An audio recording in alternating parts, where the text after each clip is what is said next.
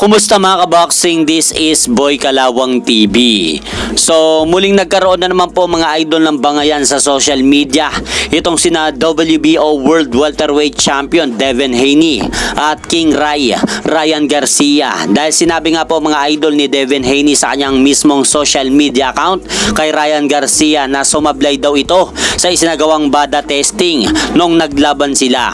At syempre mga idol, gumanti naman po itong si Ryan Garcia sa banat sa kanya ni Devin Haney. At sinabi naman po nito na hindi daw nito matanggap ang pagkatalo nito sa kanya dahil napakahina daw ng panga nito. Kaya sa susunod na maglaban daw sila ulit sa ibabaw ng law ng mga idol ay ano naman daw ang ipapalusot ito kapag tinalo niya ulit ito. So sa palagay ko dito mga idol, isa itong maagang pang-hype sa kanilang mangyayaring rematch. Dahil sa ngayon, hawak ni Devin Haney mga idol ang titulong WBO World Welterweight Belt at sa darating naman po na buwan ng February 21 sa sunod na taon, lalabanan naman po ni Ryan Garcia itong si WBC World Welterweight Champion Mario Barrios. At kung sakaling matalo nga po mga idol ni Ryan Garcia si Mario Barrios sa kanilang magaganap na laban, ay paniguradong blockbuster ang kanilang magaganap na rematch dahil nakataya na po dyan mga idol ang dalawang major belt na WBC at WBO sa laban nila. Kaya siguro medyo nagpapahype ang dalawang ito sa social media upang bumenta ang kanilang mangyayaring rematch sa susunod na taon.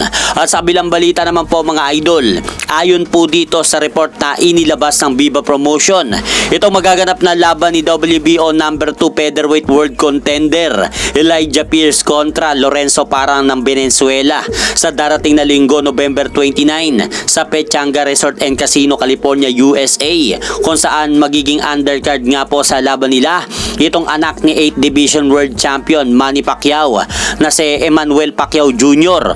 o mas kilala bilang Jimwell Pacquiao sa kanyang pangalan. Ay sold out na po daw ang venue at ticket ng event na yan. At ang magiging special guest po sa magaganap na laban na yan mga idol, itong kapwa na nakalaban ng kanyang ama na sina Eric El Terrible Morales at Antonio Margarito sa gabi ng laban na yan. Kaya talagang dadaluhan po yan mga idol ng taga-suporta ng dalawang Mexican boxing legend at ipapalabas po yan ng live ng ESPN mga idol. Kaya abangan po natin sa darating na linggo ang laban ng anak ni 8th Division World Champion Manny Pacquiao na si Jimwell Pacquiao laban dito kay Brendan Larley ng bansang Amerika. At hanggang dito na lang po muna ang aking update sa mga aganapan sa mundo ng boxing. At syempre mga idol, huwag nyo rin po kalimutan pakisuportahan nyo naman po muna ng ating munting channel. Maraming salamat po.